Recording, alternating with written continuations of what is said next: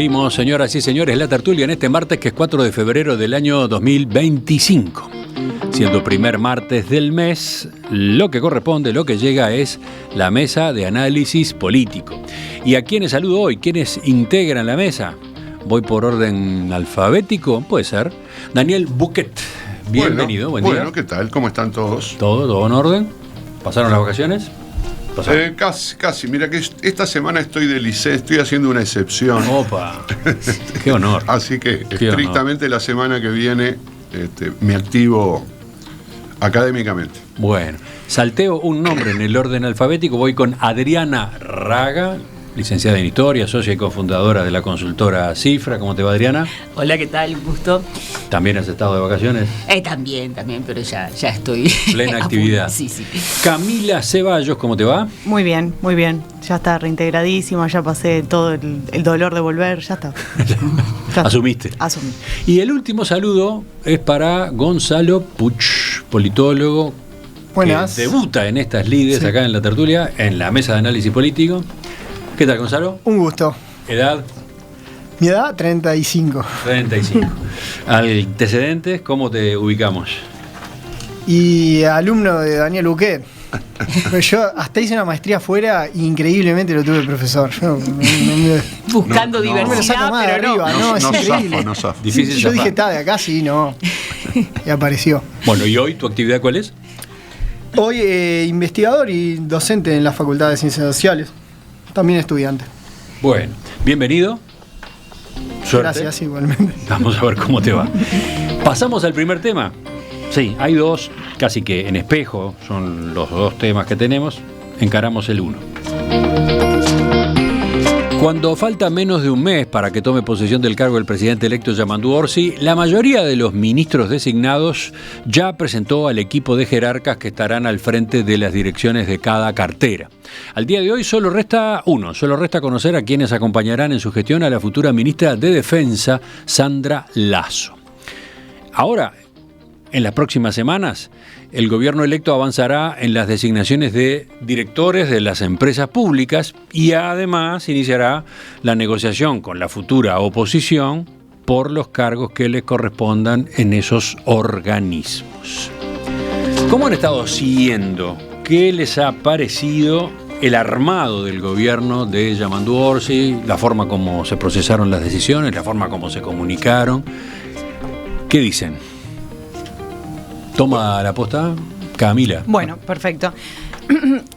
Creo que fue ordenada. Es como cuando leía hoy temprano los materiales que nos enviaron, tenía como esta percepción de una transición que vos la ves y parece ordenada, ¿no? Como las designaciones siguen un poco la lógica que había comentado Yamandu a finales del año pasado, de considerar distintos equilibrios y distintos factores para que se tomen justamente en cuenta la diversidad de factores para ordenar o de alguna manera conformar un gobierno. Eso me llama la atención, por un lado, lo paulatino, el nombramiento de algunos ministerios, esto que conversábamos antes de salir al aire, de cómo se fueron inclusive yendo a distintos departamentos para dar nombramiento, por ejemplo, el caso de ayer del Ministerio de Vivienda y Ordenamiento Territorial. Sí, el gobierno electo de Yamandu Orsi estrenó una modalidad que yo no conocía de transiciones anteriores, la de que el gobierno electo va dando a conocer los equipos de cada cartera, ¿no? En presentaciones especiales, ¿no? Que se hacen, bueno, algunas allí donde tienen montadas las oficinas de preparación en el edificio Plaza Alemania, pero otras incluso en otros lugares de Montevideo o del país, ¿no? Eso no se había hecho hasta ahora. Costaba incluso, algunas veces cuando llegaba el momento de la asunción de un gobierno, costaba tener el mapa de quiénes eran los principales jerarcas de cada ministerio. Ahora está todo arriba de la mesa con tiempo, ¿no? Exactamente, y creo que eso tiene dos apuntes para no monopolizar. Me parece que busca justamente crear de alguna manera hechos políticos y como tomar la agenda de las designaciones y empezar a posicionar al nuevo gobierno que asumirá el 1 de marzo. Y por otro lado, un aspecto que después podemos seguir desarrollando si les parece, es que en distintas intervenciones la OPP empieza a ser como esa oficina con cierta centralidad, ¿no?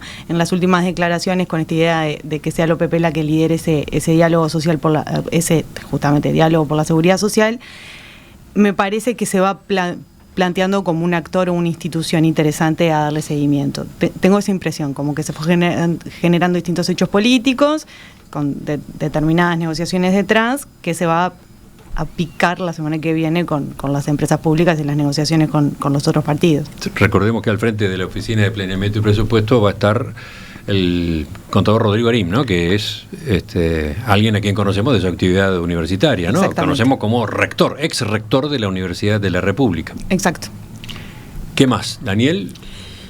Bueno, sí, yo no sé, vos decías que no hay antecedentes de esta dinámica de anuncios secuenciales de equipos jerárquicos de los distintos ministerios. Sí, yo estoy seguro. Con esta formalidad, sí, con esta cosa de que cada ministerio hace una presentación, se los ve a todos juntos en un lugar, bueno, y hay declaraciones, hay explicaciones. Esto yo no lo conocía. Sí, yo no, la verdad que desconozco si esto obedece a una planificación previa que estableció, mirá, lo vamos a hacer de este modo, así que vayan armando los equipos porque les va a tocar anunciarlos, en fin. O fue una dinámica que más espontáneamente se generó. A mí me quedó, por ejemplo, muy grabado este asunto del Ministerio del Interior. Porque ¿qué pasa? Cuando se designa, más allá del impacto que haya generado el nombre del propio futuro ministro del Interior, porque era un nombre, en fin, que llamó la atención, que no estaba en el radar. Carlos Negro, Carlos ex fiscal Negro, de homicidios hasta unos días antes. Exactamente, sin actividad política o partidaria. Pero resulta que ahí surgió rápidamente esta cuestión de que Diego Sanjurjo, en fin, funcionario del ministerio actual, una persona además con cierta notoriedad, iba a continuar haciendo esa tarea, o sea, un miembro del equipo. Y esto a su vez genera un impacto político, porque alguien podría decir, bueno, está bien, se quedan, digamos, con un técnico que puede aportar, pero resulta que como es Colorado, el hecho de que un futuro gobierno de Frente Amplio designe entre su equipo a un Colorado es una señal política como muy trascendente, ¿no? Y esto obligó a los actores a posicionarse. Sí, generó una pequeña discusión, una polémica. Entonces, bueno, yo qué sé, como que desde allí empieza a aparecer este interés, no sé, porque fue uno de los primeros, no sé si fue el primer ministerio que anunció algo así como el equipo, pero por ahí. Uno de los primeros. Bueno, por conocer quiénes van a estar, y entonces obviamente surgen nombres conocidos, genera atención. Hay como un contrapunto entre anunciar personas y anunciar medidas, ¿no? Porque al mismo tiempo que estamos conociendo, y a esta altura debe ser más de un centenar de nombres, ¿no? De futuros jerarcas, bueno, medidas me parece que prácticamente no hay ninguna, y de hecho al propio presidente electo o a algunos de estos jerarcas se les suele preguntar, bueno, ¿y usted qué va a hacer y qué medida va a tomar? Y me parece que el panorama es, vamos a estudiar la situación, vamos a evaluar. Entonces, yo qué sé, es una cosa por la otra, estás generando hechos políticos, estás manteniendo la atención del público, eventualmente generando algunas expectativas, porque aunque no anuncies medidas, cuando te tiran un nombre vos decís, si ponen a debe ser porque van a hacer tal cosa. Entonces, yo qué sé, es una forma como de ir, bueno, generando atención, manteniendo la atención y al mismo tiempo,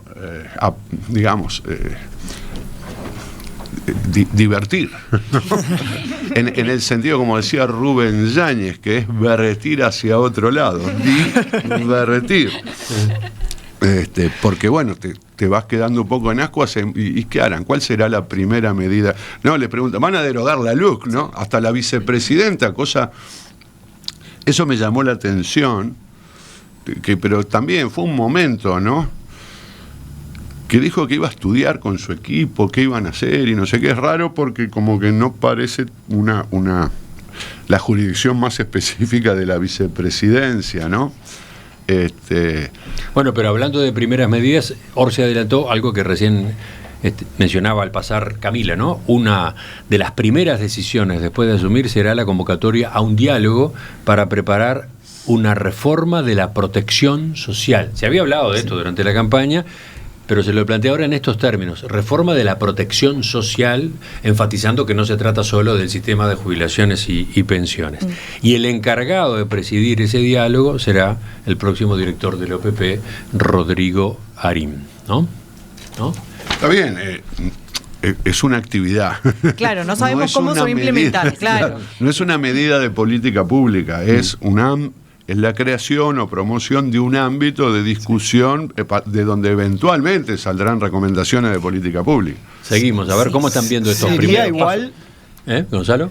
sería igual la primera, siguiendo lo que venías diciendo, Daniel, y que lo presentaba Camila, sería la primera política pública, por más que sea la antesala asociada a un nombre del gabinete, porque yo estoy de acuerdo también, hay como un nuevo énfasis comunicacional o protocolo comunicacional que es novedoso también, con sus correspondientes hilos en redes sociales, bastante estructurado. O sea, se nota que no es espontáneo, no es algo que dijeron un día ahora lo hacemos, sino que estaba con un cronograma detrás.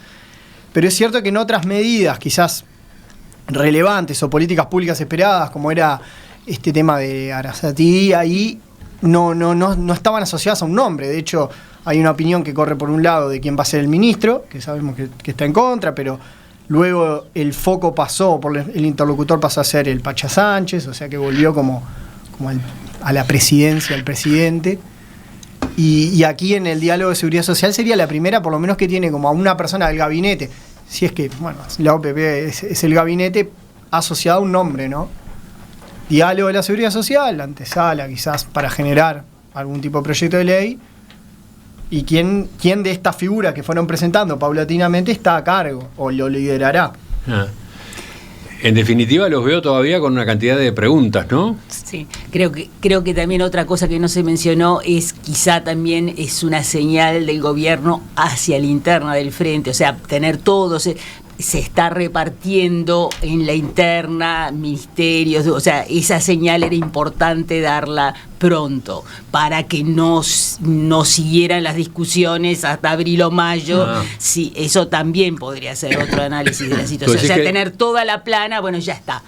Y bueno, trataron evidentemente de hacerla relativamente equilibrada, pero entonces se evitan discusiones largas sobre si yo me quedo con esta parte y este otro sector se queda con la otra. Creo que esa también podría ser una explicación. ¿Tú decís que esta comunicación de equipo por equipo, ministerio por ministerio, también va hacia adentro del Frente Amplio? Hacia adentro del Frente Amplio. Digo, sin ningún conocimiento, pero es una hipótesis. O sea, la explicitación del entramado.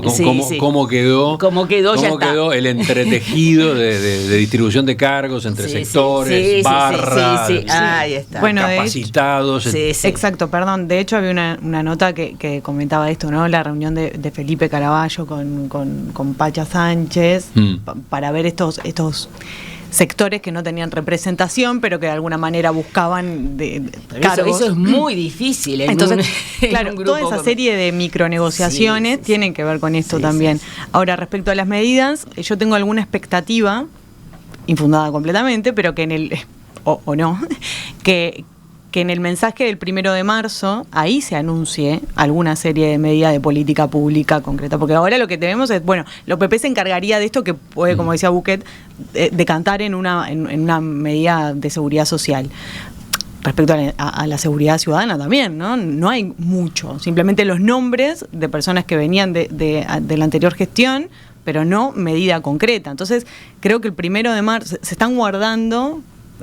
¿O es posible pensar que en el mensaje del 1 de marzo haya algo de eso? Sí, debería estar ahí. ¿Tendría qué? Debería estar ahí, ¿no? Algunos anuncios, por lo menos en términos de objetivos, en términos de prioridades. Obviamente está el programa del Frente Amplio y está en fin, las medidas, la propuesta de gobierno, los lineamientos, 44 medidas, algo así. 48. Las 48 y pico de medidas son aquellas que se anunciaron en Colonia, ¿no? Entonces, en aquel acto en Colonia, prioridades para gobernar. Eso está allí.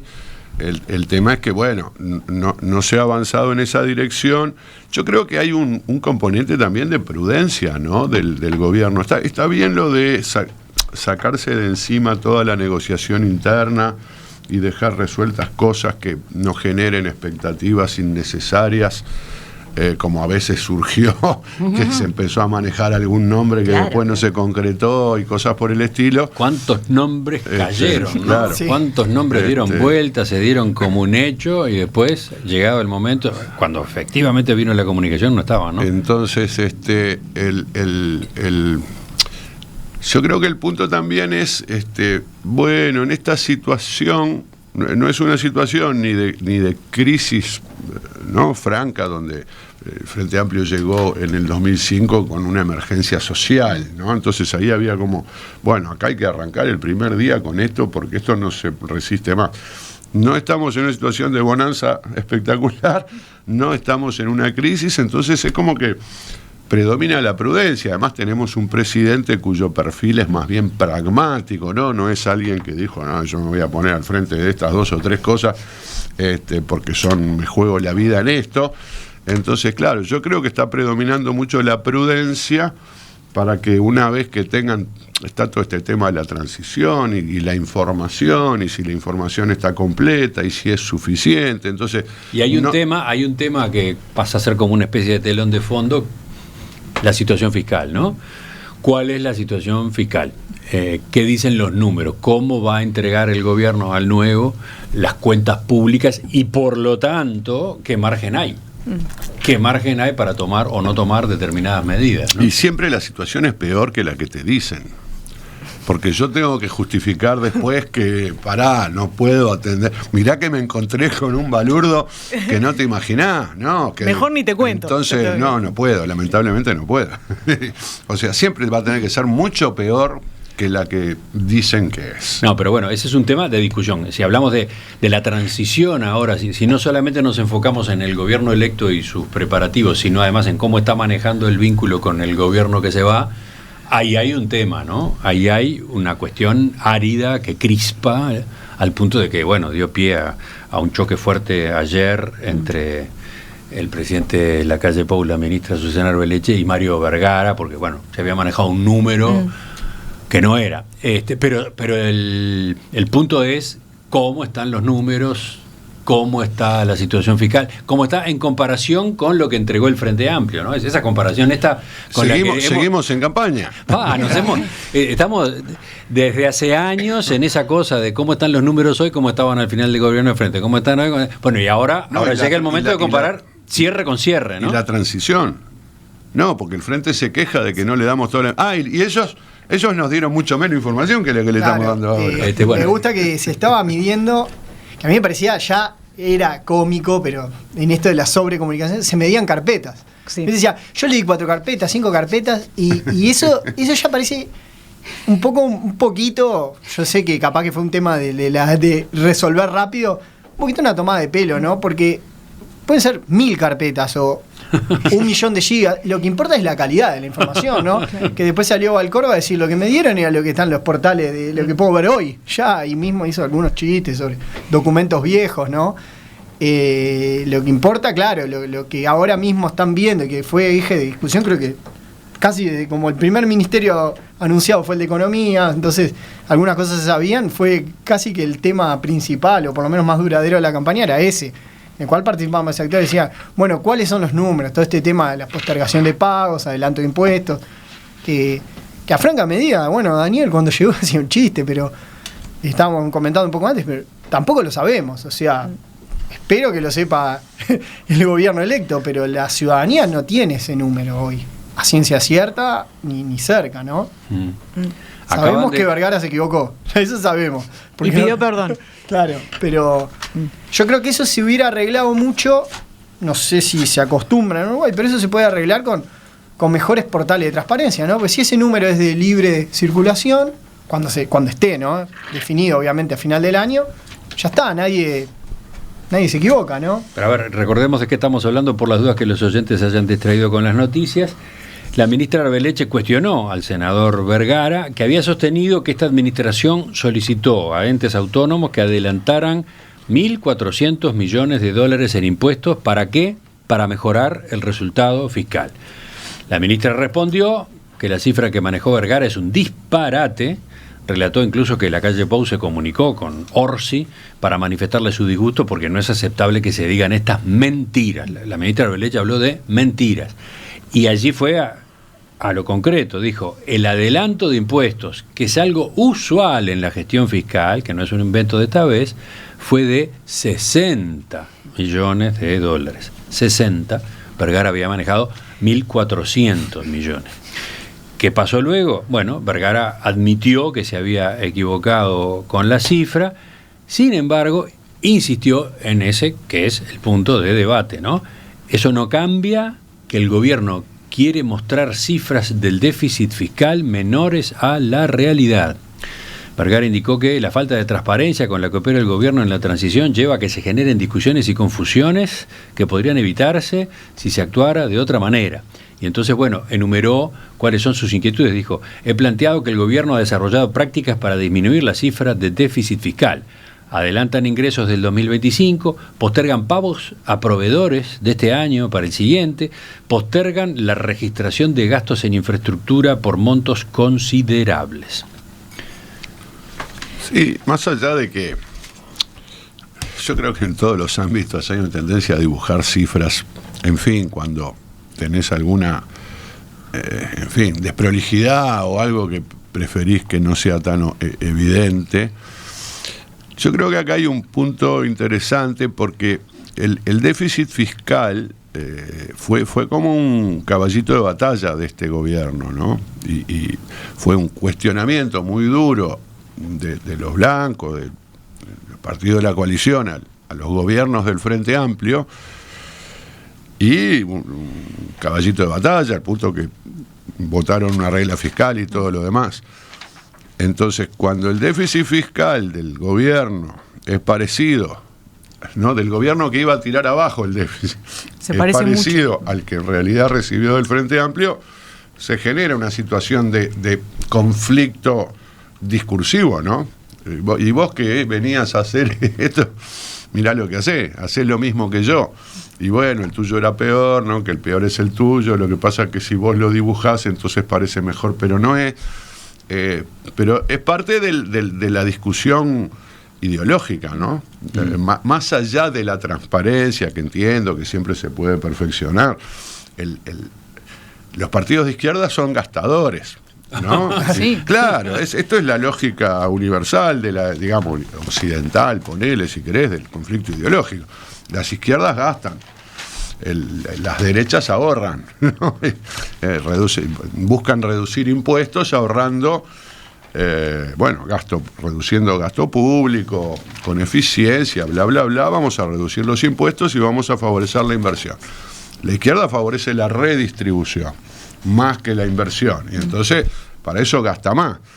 Ahora, justamente, si vos agarrás a la derecha gastando más, te generás una situación incómoda. Del mismo modo que cuando se ataca al Frente Amplio, supongo yo que con mucha razón, cuando justamente en lugar de redistribuir, favorece la inversión, reduce impuestos para emprendimientos de tal o cual, inversiones extranjeras o lo que sea. Bueno, si vos no eras de izquierda, sos neoliberal. Bueno, acá le está pasando lo mismo, pero al revés al gobierno saliente. Adriana.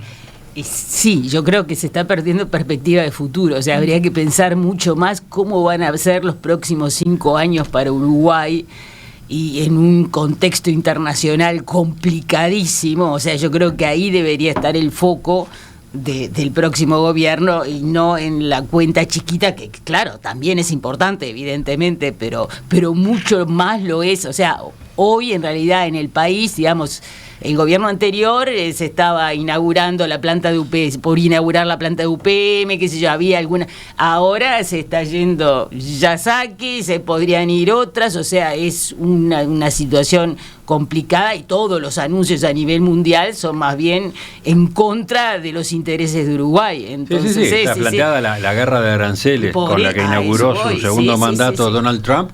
Es el gran escenario, es el gran telón de fondo a nivel mundial. Claro. No se salva ningún país de los impactos de un manejo de ese tipo. Y acá eso parecería que no existe, ¿no? No, acá estamos discutiendo si es 4,2 o 4,4, ¿no? Sí, porque viene más allá del error de Vergara, que eso capaz que sí te modifica 0,3, 0. Estamos discutiendo por puntos. Yo comparto que es muy interesante. Justo hoy cuando abrí Twitter, vi a alguien que quizás es más ideológico y mantiene una línea dura ideológica, de Javier de Aedo, diciendo: yo no puedo creer que hablen de esto, porque decía un poco lo que decía Daniel, con el énfasis más bien desde la austeridad. Decía, acá la promesa y la plataforma era reducirlo, tenía que ser 2. si es 4,4 o 4,1, está mal igual. O sea, no. Es como que sustantivamente está mal. No es el tema de si es menos que el 2019 o no. Había una promesa, había un supuesto objetivo ideológico que no se cumplió, ¿no? Por lejos. Bueno, pero más en general, para ir completando esta visión que ustedes tienen de cómo trabaja en estos meses el equipo del gobierno electo, ¿qué dicen? No, un apunte con relación a lo anterior. También me parece que esto de la discusión de la situación fiscal aporta o abona y de alguna manera puede llegar a legitimar esta idea de consolidación fiscal que en algún momento manejó Odone en los primeros días de enero y que probablemente se traduzca en alguna medida concreta. No sé, será un ajuste, será lo que sea, pero hay algo de eso también en esta discusión que se están dando en los partidos. Consolidación fiscal. Que fue el eufemismo. Terreno complejo, ¿no? Que el eufemismo que se usó en su momento. Un término que falta del todo entender. Exactamente, pero porque huele a ajuste fiscal. Huele a ajuste. Para algunos, y sin embargo no es. Quiere no decir es ajustecito. Es un pequeño ajustecito, pero no necesariamente. Una cosa que queda ahí. Y por otro lado, es, ¿cómo decirlo? Acomodo de las cuentas públicas. Hay que trabajar en las cuentas públicas, hay que ordenarlas, hay que achicar algunos desniveles. No quiere decir que eso se vaya a hacer de una manera drástica, ¿no? Claro. Puede ser un proceso. Ahí va. Bueno, tanto como toda esa justificación del uso de trabajo en el que se reduzcan gastos, sí, en el que se fomente algún ingreso, quizás un cambio en algún impuesto. No está claro, pero es un proceso. Es un proceso que nunca sabemos muy bien cómo, pero el ministro Gabriel Odone, cuando sea ministro, lo explicará. Y después, con relación al proceso en general de la transición, sigo viendo o me detengo mucho en la figura de Díaz y de Sánchez, que han sido como los personajes de este proceso, ¿no? Que en otras circunstancias no los tenía tan claro, pero más Díaz que Sánchez. Me parece que hay que darle como un seguimiento a su persona.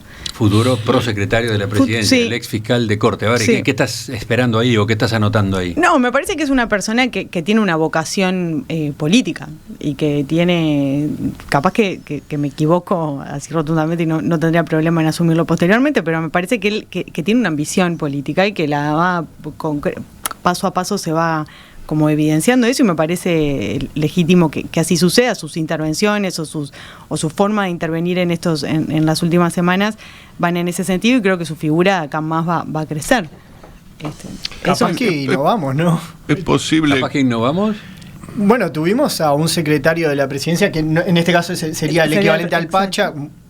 Fue Álvaro Delgado, omnipresente, ¿no? Y ahora, capaz que ahora innovamos y vamos un paso más. Hacemos que el subsecretario de la presidencia aparezca ahí como futuros candidatos. Tú decís que incluso estás pensando en la posibilidad de que termine siendo candidato a algo.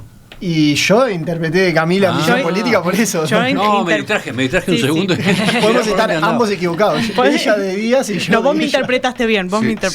Sin embargo, ahí hay un perfil técnico fuerte, ¿no? Más allá de que tenga vocación política. Y ese perfil está como vinculado al área de la seguridad. Incluso, en cierto modo, la designación del ministro del Interior parece estar vinculada a la presencia de Díaz. Para mí no son dos variables independientes entre sí. Entonces, bueno, sí, vocación política, pero también posiblemente alguien que vaya a tener relevancia en la coordinación de algunas políticas públicas que tengan que ver con el área de seguridad, y en todo caso su vocación política o la realización de esa vocación dependerá de eso. Dependerá de cómo le vaya en este tema. Un apunte que quería hacer en general, que tiene que ver con esto de que hay pocos anuncios sobre medidas a tomar. Es que una de las novedades para un gobierno del Frente Amplio es que no tiene mayoría en la Cámara Baja, ¿no? Por lo tanto, los otros tres gobiernos siempre tuvo mayoría, y por lo tanto vos podías antes del 1 de marzo decir, bueno, vamos a hacer esto, lo otro y aquello, porque se precisa una ley y ya tenemos el proyecto y lo mandamos el 1 de marzo y el 2 de marzo está aprobado. Ahora no. Bueno, pero están los decretos, están No. las órdenes ejecutivas. Miralo a Donald Trump, asumió y ha firmado 40 sí, decisiones. pero acá los poderes del presidente son muy limitados. Efectivamente, se pueden tomar medidas administrativas desde el gabinete, desde la presidencia y el respectivo, digamos, ministro del área correspondiente, pero no pueden cambiar la orientación de una política pública, no pueden subir los aranceles. Porque, aunque les parezca mentira, Trump tiene poderes especiales, ¿no? De republiqueta bananera es eso. En Uruguay no pasa, los presidentes no tienen poderes especiales, no pueden legislar. Nada, la ley de urgente consideración, el que indigna a mucha gente, es el máximo poder que tiene un presidente uruguayo. Por supuesto que no se está anunciando una ley de urgente consideración, no se está anunciando una emergencia, más allá del tema de la seguridad y el tema carcelario, al que se le ha dado mucha importancia, porque el propio ministro, el futuro ministro, ha sido requerido sobre el tema. Capaz que por ahí es un tema donde deberíamos apreciar medidas un poco inmediatas, pero tampoco es que haya una propuesta desarrollada a ese respecto, ¿no? Pero es donde sí estamos en una situación más parecida a una emergencia, y es donde yo esperaría que, entre otras cosas, si se precisan leyes, se logren acuerdos con los otros grupos políticos para sacarlas adelante. Damos paso enseguida al punto 2 del orden del día en la mesa de análisis político de hoy. Hemos estado mirando al gobierno electo. Corresponde que evaluemos qué pasa con el gobierno que se va con las últimas semanas de la administración Lacalle Pou.